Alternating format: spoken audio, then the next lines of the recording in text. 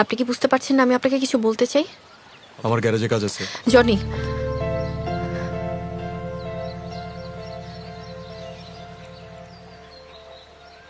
Johnny, আমি তোমাকে পছন্দ করি। তুমি কথাটা বুঝো কেন বারবার না বোঝার ভান করো? কি জানেন আপনি আমার ব্যাপারে বলেন শুনি। তুমি খুব ভালো একজন মানুষ, এটাই আমার। টিনেজ মেয়েদের মতো কথা বলবেন না।